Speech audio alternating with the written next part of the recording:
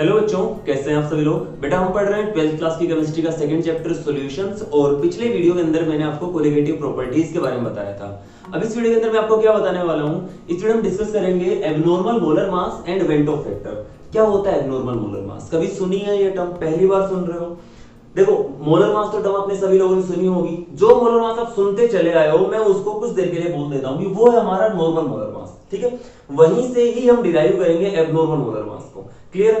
सबसे पहले तो ये देख लेते हैं कि मोलर मास जो है वो हमने कहां पढ़ा था। पिछले वीडियो के लास्ट में मैंने आपको बताया था कि किस तरह से कोलिगेटिव प्रॉपर्टीज की हेल्प से आप मोलर मास को कैलकुलेट कर सकते हैं।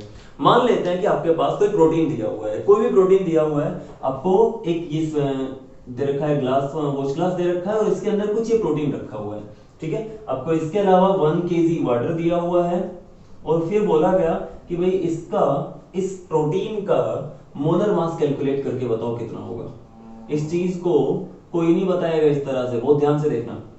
आपसे बोला गया कि मोलर मास क्या कैलकुलेट करके बताओ, कैसे बताओगे? तो हमारे पास वो 4 कोलिगेटिव प्रॉपर्टीज थी, हम उन्हीं का यूज करने वाले हैं। कैसे यूज करेंगे देखो इसको। सबसे पहले हम क्या करते हैं, इस प्रोटीन के मास को मेजर कर लेते हैं। इसका जो गिवन मास रहेगा, ठीक है, जो मास हमें मिला हुआ है, इसको मैं WB से डिनोट कर लेता हूं।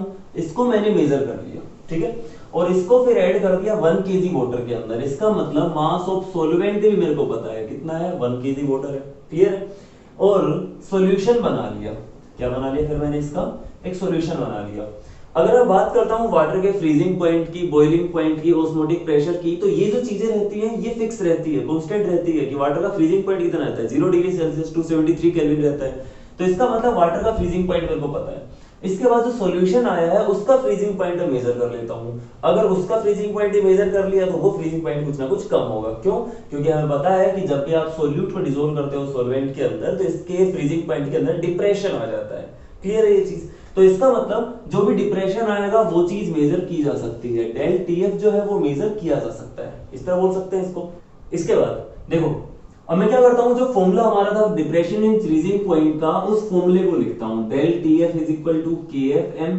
ये KF जो होता है, मोलर डिप्रेशन कांस्टेंट जो रहता है, इसको हम बोलते हैं कि ये, इसकी वैल्यू केवल और केवल सॉल्वेंट के ऊपर डिपेंड करती है। फॉर एग्जांपल अगर आप वाटर लेके चल रहे हो सॉल्वेंट, तो कोई दिक्कत ही नहीं है। जो KF की वैल्यू आप वाटर में लेके चलोगे गिवन टेम्परेचर के ऊपर, वो फिक्स रहेगी, चाहे आप उसके अंदर सॉल्यूट कुछ भी ऐड करो। ठीक है, तो KF की वैल्यू पता होगी, डेल TF की वैल्यू में पता है, और इस मोलैलिटी के फॉर्मूले को भी ओपन कर लेते हैं। किस तरह एक्सपेंड करते हैं मैं लिख लेता हूं, del TF is equal to KF, और मोलैलिटी जगह लिख लेता हूं number of moles of solute upon mass of solvent in kg। इसकी वैल्यू 1 हो जाएगी। ये वैल्यू पता है, ये वैल्यू पता है, ये वैल्यू पता है। इस फॉर्मूले को भी ओपन कर लेते हैं। ये बन जाएगा, नंबर ऑफ मोल्स का फॉर्मूला क्या होता है, given mass of solute upon molar mass of solute. ठीक है, तो ये हो जाएगा। अब इसमें से ये गिवन मास भी पता है हमें, तो मोलर मास कैलकुलेट हो सकता है कि नहीं हो सकता है। मोलर मास का फॉर्मूला क्या बन जाएगा, मोलर मास का फॉर्मूला बन जाएगा, ऐसे लिखता हूं मैं, KF into WB by WA, mass of solvent into del TF, depression in freezing point. इस तरह से मोलर मास कैलकुलेट हो सकता है कि नहीं हो सकता है, पहली चीज तो ये। तो कोलिगेटिव प्रॉपर्टीज का यूज किया जाता है किसी अननोन सब्सटेंस के मोलर मास को कैलकुलेट करने के लिए। ठीक है, अब इसका क्या फायदा हुआ? इसका फायदा ये हुआ कि जो भी हमें प्रोटीन्स मिल रहे थे उनका मोलर मास आपको एक्चुअली मॉलिक्यूल को देखेंगे आप मेजर कर सकते हो। उसका फॉर्मूला नहीं पता है लेकिन उसका मोलर मास आप कैलकुलेट कर सकते हो। इस चीज को बहुत तेजी से यूज किया जाने लगा। 1886 में एक साइंटिस्ट था वेंटोव, जिसके बारे में मैंने लास्ट वीडियो के अंदर भी डिस्कस किया था कि एक बंदा था वेंटोव। उस वेंटोव ने क्या किया, चेक किया कि भाई क्या ये चीज बिल्कुल सर्टिफाइड है, क्या इसके अंदर गलती की कोई गुंजाइश नहीं है। तो उसने बोला कि अगर मैं 0.1 मोलर सॉल्यूशन लेके चलता हूं NaCl का, NaCl एक्वस सॉल्यूशन, ठीक है, और साथ साथ 0.1 मोलर सॉल्यूशन लेके चलता हूं सुक्रोज का, सुक्रोज मींस C12H22 और 11, इसका भी एक्वस सॉल्यूशन लेके चलता हूं।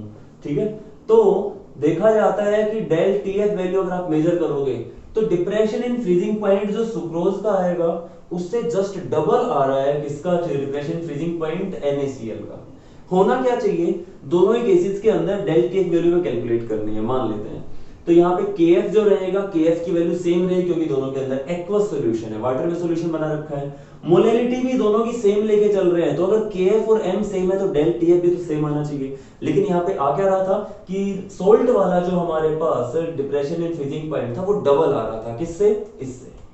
क्लियर। तो इस चीज में क्या कॉन्सेप्ट लग रहा है, कहां पे गलती हो रही है। तो यहां से फिर दोबारा वो कंडीशन याद की गई कि भाई कोलिगेटिव प्रॉपर्टीज तो वहां एप्लीकेबल होती है जहां पे हमें क्या दिया होता है, एक आइडियल सॉल्यूशन गिवन होता है। अगर सॉल्यूशन ही आइडियल नहीं है तो फिर वो कोलिगेटिव प्रॉपर्टीज को कैसे फॉलो करेगा। पहली चीज ये कंडीशन क्लियर है कि हमारी कोलिगेटिव प्रॉपर्टी जो रहती है वो किसके लिए काम करती है, केवल और केवल आइडियल सॉल्यूशन के लिए काम करती है। दूसरी चीज, कोलिगेटिव प्रॉपर्टी जो रहती है वो डिपेंड करती है number of particles of solute के ऊपर। अगर आप डिसोल्व कर रहे हो उस टाइम पे पार्टिकल्स का नंबर बढ़ जाए या कम हो जाए तो कोलिगेटिव प्रॉपर्टीज की वैल्यू भी तो चेंज हो जाएगी, है कि नहीं।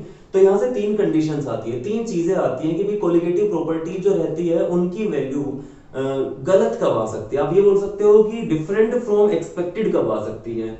तो यहां से तीन कंडीशन कौन कौन सी आती है। तो ये आती है कि सॉल्यूशन जो है, if solution is not ideal. Ideal तो देखो कोई भी सॉल्यूशन नहीं होता है, लेकिन हम बोल रहे थे कि वेरी डाइल्यूट सॉल्यूशन अगर नहीं लेके चलेंगे तो फिर वो नॉन आइडियल बहुत इजीली शो करेगा बिहेवियर। दूसरी कंडीशन क्या आ सकती है कि जो सोल्यूट है वो क्या हो जाए, वो अंडरगोज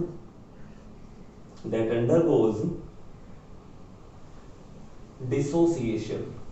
अगर डिसोसिएशन होगा तो इसका मतलब एक मॉलिक्यूल आपने डिसोल्व किया, उससे दो या तीन बन गए, इसका मतलब क्या हुआ, नंबर ऑफ पार्टिकल्स बढ़ गए। नंबर ऑफ पार्टिकल्स बढ़ेंगे तो कोलिगेटिव प्रॉपर्टीज की वैल्यू जो रहेगी वो डिफरेंट आएगी। और तीसरी प्रॉपर्टी क्या हो सकती है कि सॉल्यूट के जो पार्टिकल्स है वो अंडरगो एसोसिएशन, कि आपने दो चार मॉलिक्यूल ऐड डिसोल्व किए और उसके बाद वो सारे के सारे मिलके एक ही पार्टिकल बना दिए। तो नंबर ऑफ पार्टिकल्स अगर कम हो जाएंगे तो भी कोलिगेटिव प्रॉपर्टीज की वैल्यू डिफरेंट आएगी। तो पहली चीज तो आपको यही देखना है कि when can the value of colligative property can be different from its expected value. कब हो सकती है different, under these three conditions. Clear है। इन तीनों कंडीशंस को नोट करो, इस बार हम बढ़ रहे हैं आगे। ओके, तो इसके बाद वेंटोफ ने क्या बोला कि भाई जो फॉर्मूला में मिला हुआ है ना उसके अंदर कुछ ना कुछ तो मॉडिफिकेशन करना पड़ेगा, वरना तो मोलर मास जो हो सकता है जो हम कैलकुलेट कर रहे हैं वो गलत आ रहा हो। जो इतने टाइम से हम कॉन्सेप्ट यूज करते जा रहे हैं मोलर मास कैलकुलेट करनी, हो सकता है वहां पे गड़बड़ी आ रही हो। तो इस चीज से बचने के लिए इस फॉर्मूले के अंदर कुछ क्या किया गया, हर एक कोलिगेटिव प्रॉपर्टी के फॉर्मूले के अंदर कुछ मॉडिफिकेशन किया गया। किस तरह से मॉडिफिकेशन किया गया, इसने बोला कि देखो कोलिगेटिव प्रॉपर्टीज का जो भी फॉर्मूला रहे ना उसके अंदर मैं एक वैल्यू बता रहा हूं आई, एक फैक्टर दे रहा हूं आई, वो फॉर्मूला वो चीज आप ऐड कर दो। ठीक है, वो चीज आप ऐड करें मतलब मल्टीप्लाई कर लो, उसको भी इसके अंदर इन्वॉल्व कर लो। फॉर एग्जांपल अगर हम फॉर्मूला बोल रहे थे relative lowering in vapour pressure का, तो क्या फॉर्मूला होता था, वहां पे फॉर्मूला होता था P0 minus PS upon P0, यानी relative lowering in vapour pressure is equal to chi B, ये फॉर्मूला होता था। ठीक है, दूसरा फॉर्मूला क्या होता है, दूसरा फॉर्मूला होता था कि भाई एलिवेशन इन बॉइलिंग पॉइंट के लिए del TB is equal to KB into M, ये फॉर्मूला होता था। डिप्रेशन इन फ्रीजिंग पॉइंट के लिए होता था del TF is equal to KF into M। और लास्ट में क्या होता था, लास्ट में हम बोलते थे ऑस्मोटिक प्रेशर का pi is equal to CRT। ये कोलिगेटिव प्रॉपर्टीज के फॉर्मूले थे। वेंटोफ ने क्या बोला कि चारों फॉर्मूले के अंदर थोड़ा सा मॉडिफिकेशन कर देते हैं। एक फैक्टर देता हूं मैं आई, और वो आई जो है वो यहाँ पे आप इन्वोल्व कर लो। ठीक है, अब अगर आप मोलर मास की वैल्यू कैलकुलेट करोगे, देखो हमारे पास ये जो वैल्यू आने वाली है, जो कोलिगेटिव प्रॉपर्टी की वैल्यू आप मेजर करोगे एक्सपेरिमेंटल मेथड से, उसके अंदर तो एसोसिएशन, डिसोसिएशन या नॉन आइडियल बिहेवियर वो तो इन्वॉल्व हो चुका है, वो चीज तो हो चुकी है, उस चीज को हम रोक नहीं सकते, वो तो होगा। ठीक है, तो मतलब जो वैल्यू आएगी वो तो आफ्टर एसोसिएशन या डिसोसिएशन आ रही है। हम केवल जो मोलर मास कैलकुलेट कर रहे थे उसको हम मान के चल रहे थे वो आइडियल बिहेवियर की तरह आ रहा था। ठीक है, तो जो नॉर्मल मोलर मास हम लेके चल रहे थे उससे कुछ डिफरेंट मोलर मास आ रहा था। और ये जो डिफरेंट मोलर मास था, ये जो डिस्क्रिपेंसी आ रही थी किसके अंदर, मोलर मास के अंदर, ये जो मिस्टेक्स आ रही थी मोलर मास के अंदर, इसी चीज को क्या बोला गया, एबनॉर्मल मोलर मास बोला गया। ठीक है।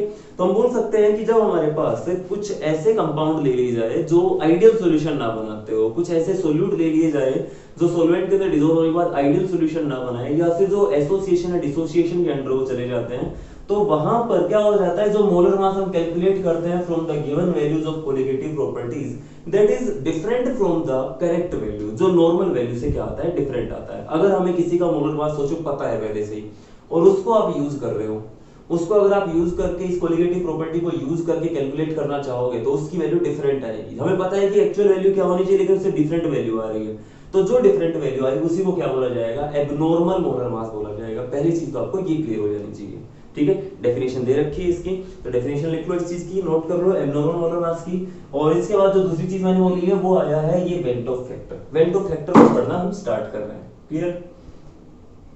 देखो, तो एक चीज और जो यहाँ पे नोट करने लायक है वो ये है कि जब भी आप मोलर मास की वैल्यू कैलकुलेट करोगे, कहीं से भी मोलर मास की वैल्यू कैलकुलेट कर लो किसी भी कोलिगेटिव प्रॉपर्टी से, वो कोलिगेटिव प्रॉपर्टी के इनवर्सली प्रोपोर्शनल आता है। मोलर मास और कोलिगेटिव प्रॉपर्टी का रिलेशन कैसा रहता है, इनवर्सली प्रोपोर्शनल का रिलेशन रहता है। तो इस तरह मैं एक चीज लिख देता हूं यहाँ पे जो आपको याद रखनी है, लास्ट तक भी यहाँ पे लिख देता हूं, colligative property is inversely proportional to molar mass. ठीक है, मोलर मास किसका, सॉल्यूट का, क्लियर। तो इस चीजों को नोट करो, डेफिनेशन को नोट करो, इस बार हम आगे बढ़ रहे हैं। करें भी स्टार्ट। देखो, जब आप वेंटो फैक्टर पढ़ना स्टार्ट करते हो तो ये दो टर्म्स ऑब्जर्व्ड और कैलकुलेटेड आपके सामने आएंगी। दोनों का मतलब क्या होता है, वैसे इंग्लिश में तो पता है, इंग्लिश हिंदी तो पता होगा आपको, लेकिन अभी यहाँ पर दो टर्म और यूज कर ली जाती है, नॉर्मल एंड एबनॉर्मल। अब इनमें से किसको नॉर्मल बोला जाए, किसको एबनॉर्मल बोला जाए, ये चीज आपको समझनी है। सबसे पहली चीज देखो, अगर मैं पूछता हूं कि भाई स्टार्टिंग में जब लोगों को पता ही नहीं था कि एसोसिएशन और डिसोसिएशन भी हो सकता है सॉल्यूशन बनाते टाइम, उस टाइम पे वो लोग क्या करते थे, जो चीजें वो कैलकुलेट, जो फॉर्मूले थे उनके पास, उन्हीं से वो कैलकुलेट कर रहे थे, सीधा सीधा क्या कर रहे थे, वो कैलकुलेट कर रहे थे। तो उनके हिसाब से जो वैल्यू आती थी वो कैसी वैल्यू आती थी, वो नॉर्मल वैल्यू आती थी। जो कैलकुलेटेड वैल्यू होती है उसको बोला जाता है नॉर्मल वैल्यू। उसको क्या बोलेंगे, नॉर्मल वैल्यू। लेकिन फिर बाद में जब वो एक्सपेरिमेंट करके देखने लगे, ऑब्जर्व करने लगे, उनकी जो ऑब्जर्वेशंस आई उनके अंदर क्या है, कुछ गलतियां आ रही थी, जिसकी वजह से उन्हें एक टर्म लानी पड़ी जिसको क्या बोला गया, एबनॉर्मल मोलर मास। यानी जब आप सॉल्यूशन बना रहे हो तो उस टाइम पे एसोसिएशन डिसोसिएशन हो रहा है, जिसकी वजह से मोलर मास जो है वो नॉर्मल नहीं आ रहा, वो क्या आ रहा है, डिफरेंट आएगा। कैलकुलेशंस के अंदर क्या आएगा, वो डिफरेंट आएगा।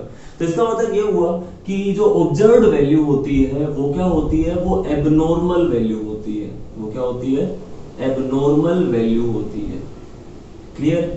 पहली चीज तो यही समझ लेनी है कि ऑब्जर्वेशन से हमें जो वैल्यू मिलेगी, अगर आप किसी को ऑब्जर्व कर रहे हो तो उसके अंदर जो चीज होनी थी वो तो हो चुकी है, उसका आप रोक थोड़ी नहीं सकते हो। उसके अंदर भी एसोसिएशन डिसोसिएशन उसको आप रोक नहीं सकते। तो जो वैल्यू आएगी ऑब्जर्वेशन के बाद, उससे अगर आप कैलकुलेट करोगे तो वहां पर आपको एक एबनॉर्मल वैल्यू मिलेगी। क्यों, क्योंकि आपके हिसाब से जो फॉर्मूला था वो आइडियल के लिए था, लेकिन वहां पर नॉन आइडियल वाला बिहेवियर एक्चुअल में शो हो रहा है। दूसरी चीज, अगर आप सिंपल फॉर्मूला ही फॉलो कर रहे हो, ऑब्जर्वेशंस को आप देख ही नहीं रहे हो, तो फिर इसका मतलब क्या हुआ, इसका मतलब ये हुआ कि आप नॉर्मल वैल्यूज यूज करके चल रहे हो। ठीक है, क्लियर। तो इन दो चीज को हम यूज करेंगे। सबसे पहला जो फॉर्मूला वेंटोफ ने बताया, किसके लिए, वेंटोफ ने पहला फॉर्मूला बताया आई के लिए, वेंटोफ फैक्टर के लिए।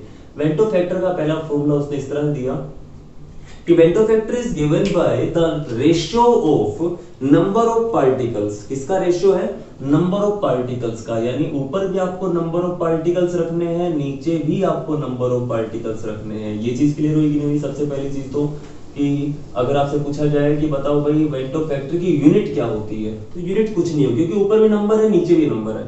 ठीक है, तो यहाँ पे हम बोल रहे हैं नंबर ऑफ पार्टिकल्स। अब ऊपर वाले नंबर ऑफ पार्टिकल अगर सेम रहेंगे तो वो कैंसिल आउट हो जाएगा। क्या डिफरेंस है, number of particles after association और डिसोसिएशन। समझ जाओगे ना इसको क्या लिखा है मैंने, एसोसिएशन डिसोसिएशन बाद नंबर ऑफ पार्टिकल कितने आए upon number of particles before association और डिसोसिएशन। क्लियर, कि स्टार्टिंग में आपके पास नंबर ऑफ पार्टिकल कितने थे उसको आपने रखा डिनोमिनेटर के अंदर, और जो बाद में पार्टिकल आए उसको आपने रख लिया ऊपर। ठीक है।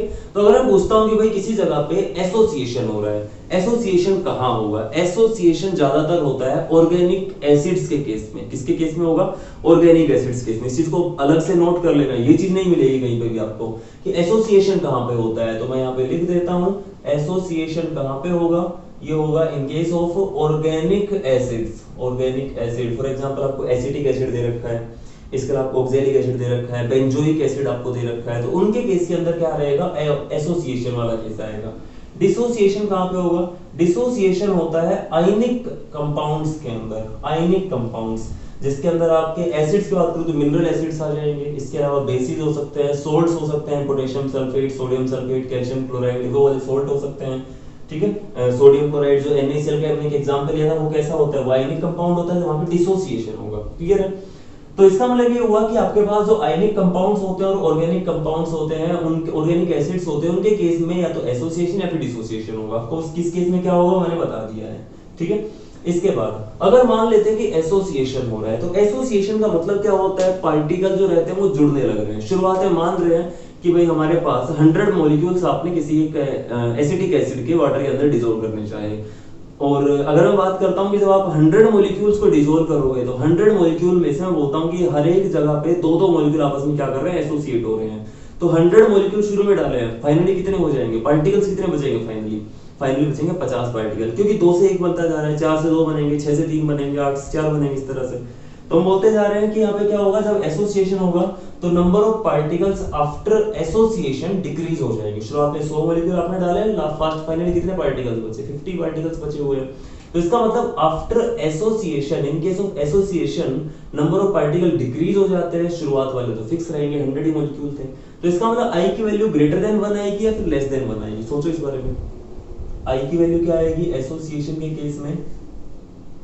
Less than 1। क्यों? क्योंकि नंबर ऑफ पार्टिकल्स कम हो जाएंगे आफ्टर एसोसिएशन। क्लियर है? तो न्यूमरेटर छोटा हो जाएगा, डिनोमिनेटर बड़ा हो जाएगा, लेस देन 1 हो जाएगी। डिसोसिएशन केस में फॉर एग्जांपल बोलता हूं NaCl केस में, NaCl डिसोसिएट हो रहा है, कंप्लीटली डिसोसिएट हो रहा है।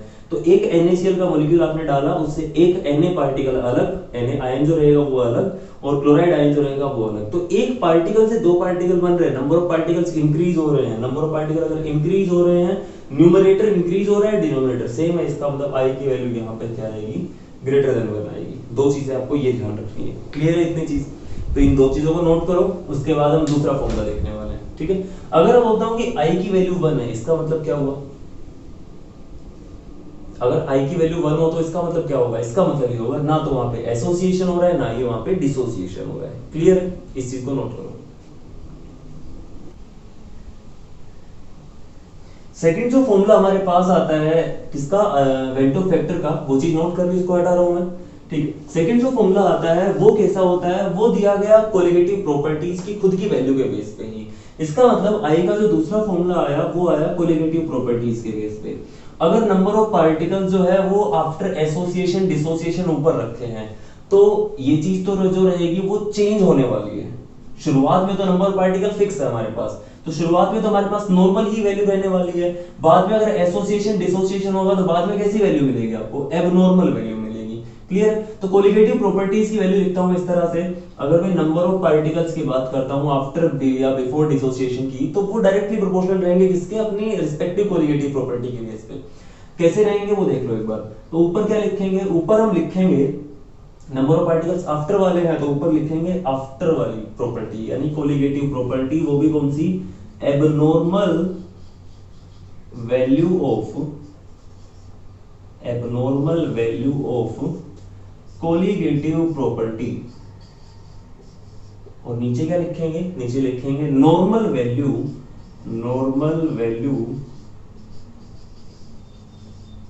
Of colligative property. क्लियर? आपकी बुक के अंदर जो फॉर्मूला दिया होगा हो सकता है उसके अंदर एबनॉर्मल और नॉर्मल को रिप्लेस कर देगा इन चीजों से। ऊपर क्या रखा है? एबनॉर्मल, यानी ऊपर रखेगा observed value of colligative property. नीचे क्या लिखेगा? नीचे लिखेगा calculated value of colligative property. Calculated मतलब जो विदाउट एसोसिएशन डिसोसिएशन, जो स्टार्टिंग में जितने पार्टिकल आप लेके चल रहे हो बाद में उतने मान के चल रहे हो, तो यही वाले नंबर हुए। और अगर कुछ ऐसे डिसोसिएशन हो गया तो इसका मतलब वहां पर एबनॉर्मल वैल्यू आएगी। फिर किसका मतलब? आप ऑब्जर्व्ड वैल्यू की बात कर रहे हो। क्लियर है? ये दूसरा फॉर्मूला आ जाता है। एक फॉर्मूला और भी दिया हुआ है जो आता है मोलर मास से रिलेटेड, अगर आपने मोलर मास कैलकुलेट कर लिया है, ठीक है। कोलिगेटिव प्रॉपर्टी और मोलर मास में क्या डिफरेंस था, इनवर्सली प्रोपोर्शनल का। तो अगर आपने एबनॉर्मल वैल्यू कोलिगेटिव प्रॉपर्टी ऊपर लिखी है तो दूसरे फॉर्मूले के अंदर एबनॉर्मल मोलर मास नीचे आएगा। क्यों? क्योंकि नॉर्मल मोलर कोलिगेटिव प्रॉपर्टी और normal molar mass inversely proportional है, ठीक है। तो जो यहां से फॉर्मूला आएगा वो फॉर्मूला क्या आएगा, उस फॉर्मूले को और लिख देता हूं मैं यहाँ पे। एबनॉर्मल की जगह पे आप ऊपर लिखोगे normal molar mass of solute, और नीचे क्या लिखोगे, नीचे लिखेंगे abnormal molar mass of solute. अगर आपने पहला फॉर्मूला लर्न कर लिया, पहला फॉर्मूला अगर आपको पता चल गया तो वो आसान भी है कि आई की वैल्यू क्या होगी कि बाद वाले जो हमारे पास जो पार्टिकल उनको ऊपर रख दिया, नीचे जिसको रखा है, जो शुरुआत में जो पार्टिकल उनको नीचे रख लिया, कुछ चेंज आएगा तो उसके हिसाब से फिर वो चीज आई की वैल्यू ग्रेटर देन 1 या फिर लेस देन 1 हो जाएगी। इसके बाद अगर आफ्टर डिसोसिएशन की बात हो रही है, अगर डिसोसिएशन एसोसिएशन हो रहा है तो इसका मतलब एबनॉर्मल वैल्यू आएगी, और अगर नहीं हो रहा है, बिफोर डिसोसिएशन एसोसिएशन की बात हो रही है तो नॉर्मल वैल्यू आएगी कोलिगेटिव प्रॉपर्टीज की।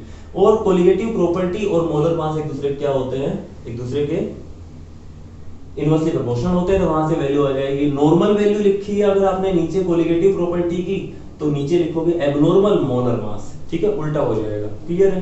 तो ये फॉर्मूले तीनों नोट करो। इसके बाद हम आगे बढ़ रहे हैं। लास्ट जो हमारा टॉपिक रहेगा degree of dissociation and degree of association, उसको देख लेते हैं। फटाफट नोट करो। ओके, लास्ट जो टॉपिक आता है हमारा वो आता है डिग्री ऑफ डिसोसिएशन और association. Degree of dissociation association define कैसे करते हैं?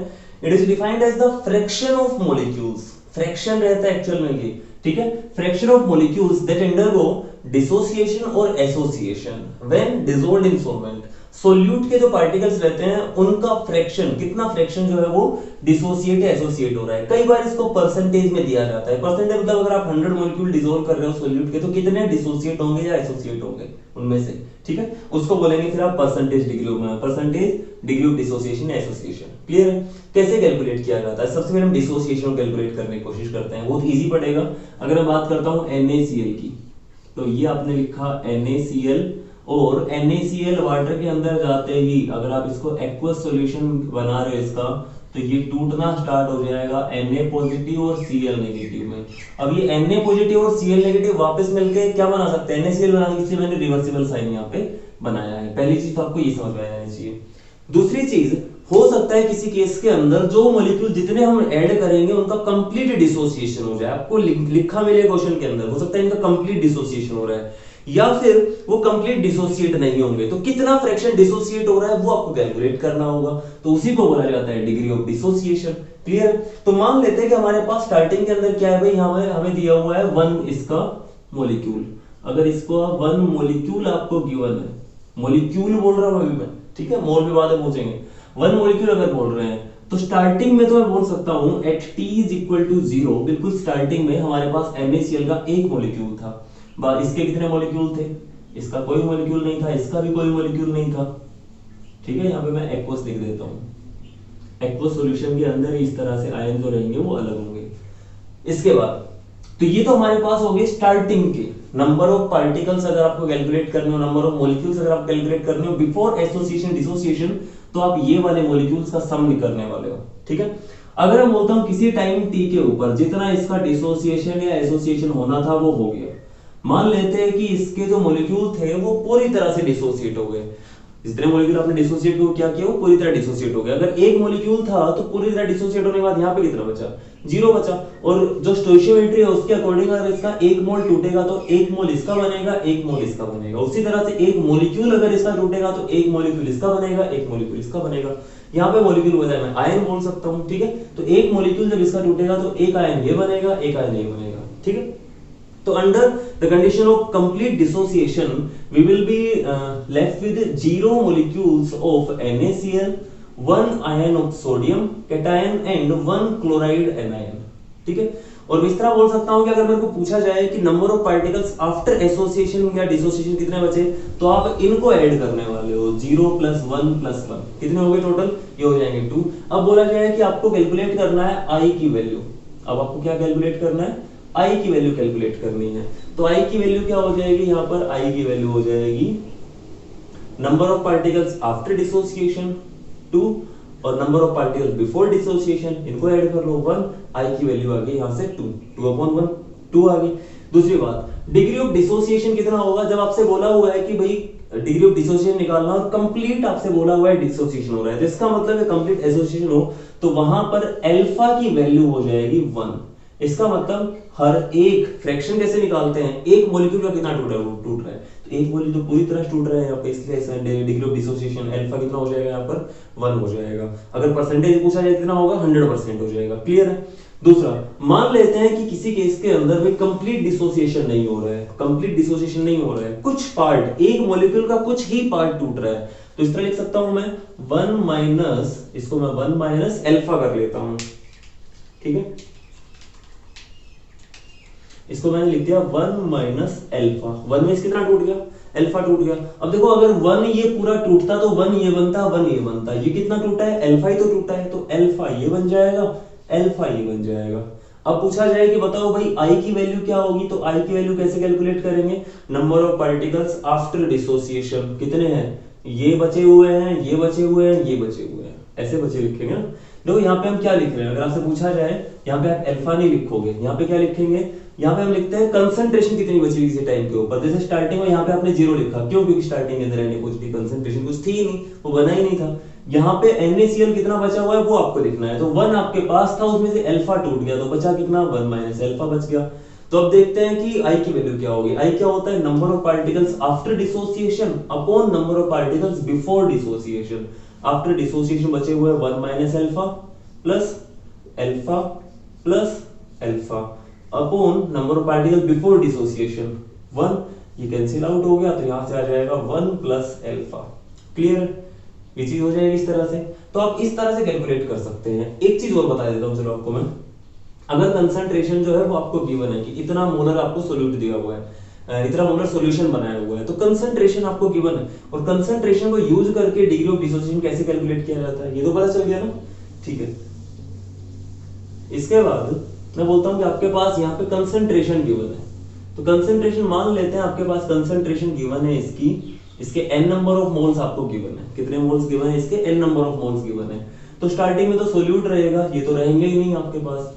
अब बोलते हैं कि भाई हमारे पास कुछ डिसोसिएशन हो रहा है, कितना हो रहा है, कंप्लीट डिसोसिएशन नहीं हो रहा है, कुछ उसका फ्रैक्शन हो रहा है। ठीक है, तो अल्फा मान लेते हैं उसको, मैं लिखता हूं कि हर एक मॉलिक्यूल में से इसका अल्फा पार्ट टूटेगा, तो n में से कितना टूटेगा, n में से माइनस कर लेंगे, टोटल मॉलिक्यूल्स थे n, हर एक में से अल्फा टूटा, तो n में से कितना टूटा, n अल्फा। इस तरह से लिख सकते हैं, n कॉमन लोगे तो 1 माइनस अल्फा बच जाएगा। ठीक है, इस तरह कर सकते हो आप इसको। तो हमारे पास जो पार्टिकल बचेंगे वो कितने बचेंगे, वो इतने बचेंगे, n तो पार्टिकल शुरुआत में थे, बचेंगे कितने, 1 में से अगर अल्फा निकल गया तो बचा 1 माइनस अल्फा, और इस तरह के n मॉलिक्यूल्स हमारे पास है, सभी में से इतना इतना टूटेगा। ठीक है, कितने पार्टिकल्स बचेंगे, अगर शुरुआत में इसका एक मॉलिक्यूल था तो एक इसका बनेगा, एक इसका बनेगा, n है तो n अल्फा इसके बनेंगे, n अल्फा इसके बनेंगे। ठीक है, क्योंकि अभी 1 में से अल्फा टूट रहा है, तो 1 में से अल्फा टूटेगा तो अल्फा ये बनेगा, अल्फा ये बनेगा। इस तरह के n मॉलिक्यूल है जिनमें से हर एक में से अल्फा अल्फा टूटने लग रहा है, तो n अल्फा ये, n अल्फा ये। अब पूछा जाए कि बताओ कैलकुलेट करके कि भाई हमारे पास आई की वैल्यू क्या होगी, तो उसके लिए फिर दोबारा वही सारा प्रोसीजर लगाएंगे, number of particles after dissociation that is n minus n alpha, इसको मैं लिख दिया n minus n alpha plus n alpha plus n alpha upon total number of particles before dissociation that is n। इस सारे में से तो ये कैंसिल आउट हो जाएगा, n कॉमन ले लेता हूं, बचता है 1 प्लस अल्फा अपॉन n। ठीक है, तो क्या आ जाएगा, i की वैल्यू 1 प्लस अल्फा। अगर आपको i की वैल्यू पता चल जाती है ऊपर वाले किसी फॉर्मूले को यूज करके, जो कोलिगेटिव वाले प्रॉपर्टी वाले 4 फॉर्मूले थे उनसे अगर पता चल जाती है तो आप डिग्री ऑफ डिसोसिएशन कैलकुलेट कर सकते हो। क्लियर है, एसोसिएशन किस तरह से होता है उसका एग्जांपल और लेता हूं, हटा दो इसको मैं। ठीक है,